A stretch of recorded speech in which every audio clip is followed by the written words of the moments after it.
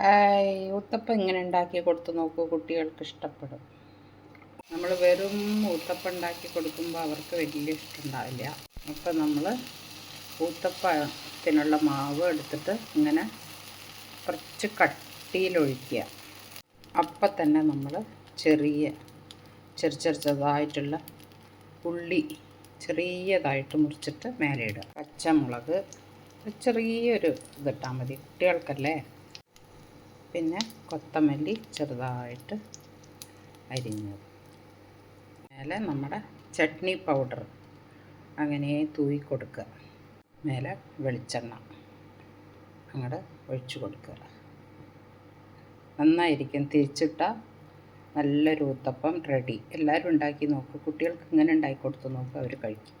തിരിച്ചിട്ടു lunch ബോക്സിലേക്ക് ആക്കാം നമുക്ക്. കുട്ടികളത് ഇഷ്ടപ്പെട്ട് കഴിക്കും. അതിൻ്റെ കൂടെ ഒരു തക്കാളി ചട്നി വെച്ച് കൊടുക്കാൻ പോവാം ഞാൻ. അപ്പോൾ നല്ല ടേസ്റ്റ് ഉണ്ടാവും.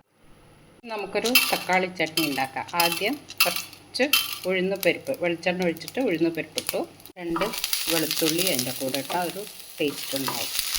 2 മീഡിയം സൈസ് തക്കാളി ഇടുക, ഉപ്പും ഇടാം. അപ്പോൾ നല്ലൊന്നിട്ട് അടച്ച് വയ്ക്കാം. എന്നിട്ട് തക്കാളി നല്ലോണം സ്മാഷാവുന്നവരെ വയ്ക്കാം.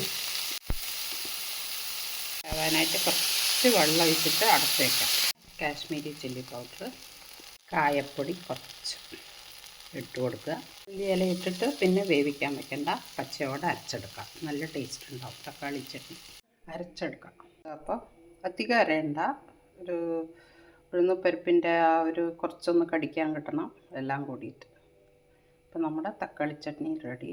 എല്ലാവരും ഉണ്ടാക്കി നോക്കും. സബ്സ്ക്രൈബ് ചെയ്യൂ, ലൈക്ക് ചെയ്യൂ, ഷെയർ ചെയ്യൂ. Thank you so much. Ready. ഇതിൻ്റെ കൂടെ ഓനിയൻ ഊത്തപ്പത്തിൻ്റെ കൂടെ വെച്ച് കൊടുക്കാം. Lunch box ready.